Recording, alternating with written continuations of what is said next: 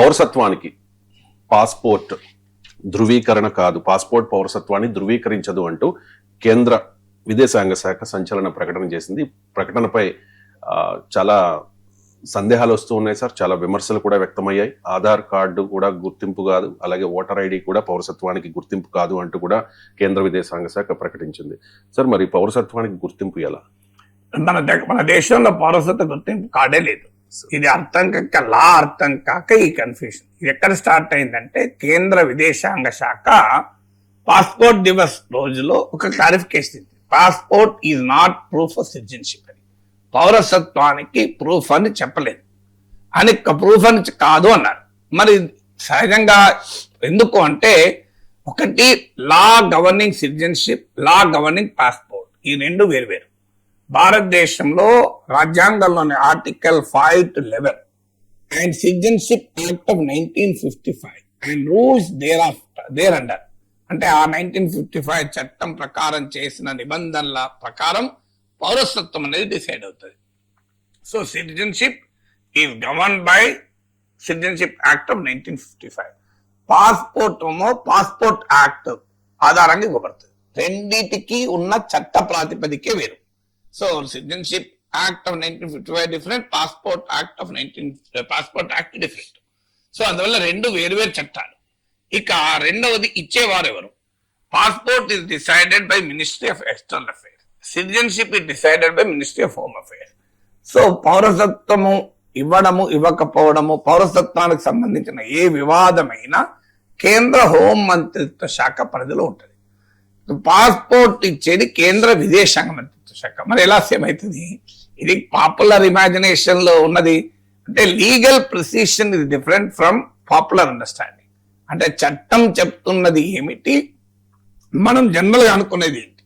మనం జనరల్ గా అనుకున్నంత మాత్రాన చట్టం కాదు. చట్టం ఏం చెప్తుంది అనేది తెలియక మనం మాట్లాడుతుంటే, ఇప్పుడు చాలా మంది సోషల్ మీడియాలో జోక్లు వస్తున్నాయి, పాస్పోర్ట్ కాకపోతే ఏంటి అని. సో మనకు అర్థం కావాల్సిన ఆ లీగల్ ప్రిసిషన్ అర్థం కావాలి. సో ఈ రెండు వేర్వేరు మినిస్ట్రీలు డీల్ చేస్తున్నప్పుడు ఒకటే ఎట్లవుతుంది. ఇక మూడోది చాలా మందికి తెలియదు, సెక్షన్ 20 ఆఫ్ పాస్పోర్ట్ యాక్ట్ ప్రకారం భారతీయులు కాకపోయినా పాస్పోర్ట్ ఇవ్వచ్చు. తెలుసా మీకు? అది భారతీయులు కావాల్సిన అవసరం లేదు పాస్పోర్ట్ ఇవ్వడానికి. 2023లో మద్రాస్ హైకోర్టు ఒక శ్రీలంకన్ తమిళ్ రెఫ్యూజీకి పాస్పోర్ట్ ఇవ్వమని ఆదేశించింది. సో పాస్పోర్ట్ సిటిజన్షిప్ అయితే శ్రీలంకన్ తమిళ్ రెఫ్యూజీకి ఎట్లా ఇస్తారు?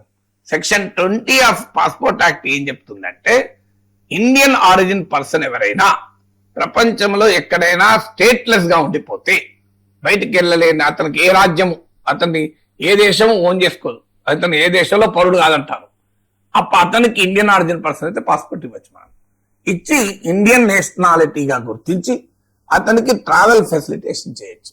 లేదు ఇండియాకు ఒక ఫారినర్ వస్తాడు, ఉదాహరణకు ఒక వేరే దేశస్తుడు ఇండియాలో పర్యటిస్తుంటాడు, సడన్ గా అక్కడ ఆ దేశం అతని పౌరసత్వం రద్దు చేస్తుంది. ఏం చేయాలి అతను మరి? సో అతనికి ఇండియా ట్రావెల్ డాక్యుమెంట్ ఇచ్చి పంపించచ్చు. సో దీన్నే సెక్షన్ 20 ఆఫ్ పాస్పోర్ట్ యాక్ట్ అంటారు. దీని ప్రకారం టిబెటన్ రెఫ్యూజీస్ కు, శ్రీలంకన్ తమిళ్ రెఫ్యూజీస్ కు చాలా సార్లు భారత ప్రభుత్వం ఇచ్చింది. సో అందువల్లనే passport is not a citizenship proof, it is a travel document. So అయితే సాధారణంగా మనకు ఎందుకు అనిపిస్తుంది సిటిజన్షిప్ అని? దానికి కారణం ఏంటంటే, మనము భారత ప్రభుత్వం ఇస్తుంది. So once you have a passport, Indian national గా నేను ప్రపంచం అంతా గుర్తిస్తుంది. తర్వాత మిగతా ఆధారు, ఏ card, voter identity, PAN card, birth certificate, వీటన్నిటికీ మించిన రిగరస్ స్క్రూటినీ అనేది పాస్పోర్ట్ ఉంటుంది. పోలీస్ ఎంక్వైరీ ఉంటుంది. భారత ప్రభుత్వం అన్ని రకాలుగా నిన్ను పరిశీలించి ఇచ్చే డాక్యుమెంట్ పాస్పోర్ట్. అందుకే పాస్పోర్ట్ అనేది మచ్ బెటర్ ఇండికేటర్ సిటిజన్షిప్ గా భావిస్తారు. మీకు మనం భావించడం కాదు, supreme court special intensive revision పైన తీర్పు చెప్తూ ఎలక్షన్ కమిషన్ ఇచ్చిన 11 డాక్యుమెంట్లలో పాస్పోర్ట్ ఒకటి, బర్త్ సర్టిఫికేట్ ఒకటే more conclusive indication of citizenship అని వ్యాఖ్యానించింది. కానీ అదే కోర్టులు పాస్పోర్ట్ ను అన్ని సందర్భాల్లోనూ పౌరసత్వంగా గుర్తించరు. మీకు మీ గతంలో బాంబే హైకోర్టు ఇదే తీర్పు చెప్పింది. సర్వానంద్ సోనోవాల్ కేసులో కోర్టు ఇదే తీర్పు చెప్పింది. State of Andhra Pradesh versus Abdul Khader అన్న కేసులో కూడా కోర్టులు ఇలాగే తీర్పులు చెప్పాయి. చాలా కోర్టుల్లో పాస్పోర్ట్ అనేది కెన్ బి వన్ ఇండికేటర్ తప్ప, ఇది ఒకటే పాస్పోర్ట్ ఉంటే పౌరుడు అన్నట్టు కాదు. పౌరులకే పాస్పోర్ట్ ఇస్తారు. అది ఒక మనకు అర్థం కావాల్సింది. Only Indian citizens can get passport, but just because you have a passport you are not an Indian citizen. Just Indian citizens కు మాత్రమే పాస్పోర్ట్ ఇస్తారు, అది గుర్తుపెట్టుకోవాలి మనం. ఇండియన్ సిటిజన్స్ కే పాస్పోర్ట్ ఇస్తారు, కానీ పాస్పోర్ట్ ఉన్నంత మాత్రాన అది ప్రూఫ్ ఆఫ్ సిటిజన్ కాదు. ఇది భారతదేశంలో చట్టాలు చెప్పేది, భారతదేశంలో కోర్టులు చెప్పేది. ఎందుకు అంటే citizenship is a legal aspect అయితే passport is a document. Indian law ప్రకారము there is no document for citizen. మీకు అమెరికాలో ఈవెన్ యూకేలో కూడా పాస్పోర్ట్ ఈజ్ నాట్ సిటిజన్షిప్. అయితే అక్కడ ఈ ప్రాబ్లం రాదు. ఎందుకు రాదంటే అక్కడ యూనివర్సల్ బర్త్ రిజిస్ట్రేషన్ ఉంది, ప్రతి పుట్టిన ఒక్కరిని రిజిస్టర్ చేస్తారు. మన దగ్గర యూనివర్సల్ బర్త్ రిజిస్ట్రేషన్ లేదు. యూనివర్సల్ సిటిజన్షిప్ సర్టిఫికేట్ ఇష్యూ చేయం మనం. సో మన దగ్గర ఏ ఒక్క సిటిజన్షిప్ సర్టిఫికేట్ అంటూ ఉండదు, డాక్యుమెంట్ ఉండదు. అందరూ by birth become citizens, but birth registration ఉండదు. ఇది మనకున్న ప్రత్యేకమైన సమస్య. అందుకే national registrar of citizens, register of citizens ఎన్ఆర్సీని ఇవ్వాలి అని మీకు ముందు ప్రయత్నం జరిగింది. నేషనల్ పాపులేషన్ రిజిస్టర్ ఎన్పిఆర్ చేసి తర్వాత నేషనల్ రిజిస్టర్ సిటిజన్, ఇది చాలా పెద్ద రాజకీయ వివాదాల తర్వాత ఆగిపోయింది. ఎందుకంటే అస్సాంలో ఈ ఎన్ఆర్సీకి ప్రయత్నం జరిగితే 19 లక్షల మంది పౌరసత్వం లేకుండా పోయారు. అంటే డాక్యుమెంట్లు ప్రూఫ్లు చూపెట్టలేక వారు పౌరులు కాక నో ల్యాండ్ నో నేషన్, అంటే వాళ్ళు స్టేట్లెస్ సిటిజన్స్ గా మారిపోయి కొంతమంది డిటెన్షన్ సెంటర్లో పంపించాల్సి వచ్చింది. సో అందువల్ల ఇది ఒక పెద్ద సామాజిక సమస్యగా మారిపోతుంది. ఎందుకంటే చాలా మందికి మన దేశంలో డాక్యుమెంట్లు ఉండవు, బర్త్ సర్టిఫికెట్ ఉండవు, ప్రూఫ్లు ఉండవు. నాకు లేదు బర్త్ సర్టిఫికేట్, నేను హాస్పిటల్లో పుట్టలేదు, నేను ఇంట్లో పుట్టాను.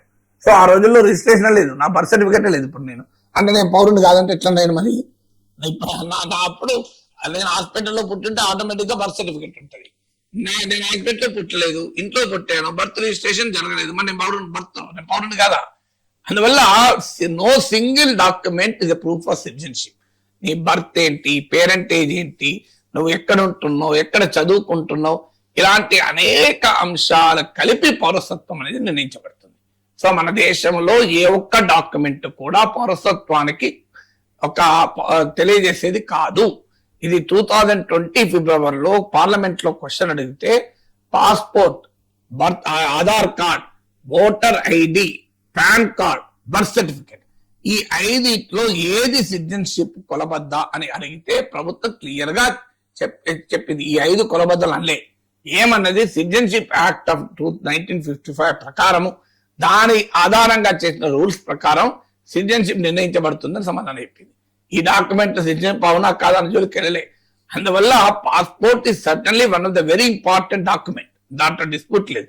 రేపు నువ్వు పౌరుడు కాదు అని ఎవరన్నా కోర్టులో ఛాలెంజ్ చేస్తే పాస్పోర్ట్ చూపెడితే కోర్టు తీర్పులు చెప్పదు. కానీ పాస్పోర్ట్ ఒక ఇంపార్టెంట్ డాక్యుమెంట్. ఇప్పుడు మీకు ఉదాహరణకు పౌరసత్వానికి ఇప్పుడు 2003 అనుకుంటాను సిటిజన్షిప్ రూల్స్ 2003 ప్రకారం పౌరసత్వం కావాలనుకున్న వాళ్ళు పేరెంట్స్ పాస్పోర్ట్ చూపెట్టడం అనేది ఒక ఇంపార్టెంట్ డాక్యుమెంట్ అవుతుంది. సో అందువల్ల మన దేశంలో నేచురలైజ్ సిటిజన్ అయితే, అంటే బయట దేశాల నుంచి ఇండియాకు వచ్చి పౌరసత్వం పొందితేనే సర్టిఫికెట్ ఇస్తారు. సో నేచురల్లీ బార్న్ ఇండియన్స్ కు సర్టిఫికెట్లు ఏమీ ఉండవు. సో ఒక సెట్ ఆఫ్ డాక్యుమెంట్స్ అన్ని కలిపి, బర్త్ సర్టిఫికేట్ కావచ్చు, పేరెంటేజ్ కావచ్చు, నివాసం ఉంటున్నావా లేదా ఇక్కడ అనేది కావచ్చు, ఓటర్ ఐడి కావచ్చు, పాస్పోర్ట్ కావచ్చు, ఇలాంటి అనేక డాక్యుమెంట్ కలిపితే ఒక భావన, పౌరసత్వం అనేది ఒక భావన, ఒక హక్కు తప్ప అది ఒక సింగిల్ డాక్యుమెంట్ తో ఉండదు. ఇండియన్ లా అది చెప్తోంది. ఇక్కడ కొద్ది కన్ఫ్యూజన్ ఉండొచ్చు డెఫినెట్ గా. మరి ఏది పౌరసత్వం అంటే, పౌరసత్వం అనేది ఛాలెంజ్ అయినప్పుడు ఇవేవి పౌరసత్వానికి ఒక్కటి మాత్రమే ఉపయోగపడవు. ఇవన్నీ కలిపి మనం ప్రూవ్ చేసుకోవాల్సి ఉంటాయి. పౌరసత్వం ఛాలెంజ్ కానప్పుడు ఇబ్బంది లేదు కదా. నీ పాస్పోర్ట్ ఉంటే ఇవాళ నేను ఇండియన్ నేషనల్ ఎక్కడికైనా వెళ్ళొచ్చు, ఎవరు అబ్జెక్షన్ చెప్పరు కదా. So once you have a passport you are Indian national. So దానికి ఏమీ డౌట్ లేదు. కానీ if somebody challenges your citizenship, ఇప్పుడు నాగేశ్వర్ భారత పౌరుడు కాదు అని ఎవరు ఛాలెంజ్ చేస్తే అప్పుడు ఇష్యూ. ఛాలెంజ్ అయినంత కాలం నా పాస్పోర్ట్ ఇస్ వాలిడ్, మిగతా వాలిడ్. పాస్పోర్ట్ అప్పుడు ఛాలెంజ్ చేసినప్పుడు నేను నా బర్త్ సర్టిఫికెట్లు, నా పేరెంట్స్ బర్త్ సర్టిఫికెట్లు, నా పిల్లల బర్త్ సర్టిఫికెట్లే కావచ్చు, రేపు నా ఓటర్ ఐడిలే కావచ్చు, నా పాస్పోర్ట్లే కావచ్చు, నేను చదువుకున్న సర్టిఫికెట్లే కావచ్చు, ఇవన్నీ ప్రూఫ్లుగా ఉంటాయి కదా. సో ఇవన్నీ ఆధారంగా నేను పౌరుణ్ణి ఎస్టాబ్లిష్ అవుతుంది. Only if it is challenge. If it is not challenge ఇష్యూనే కాదు కదా.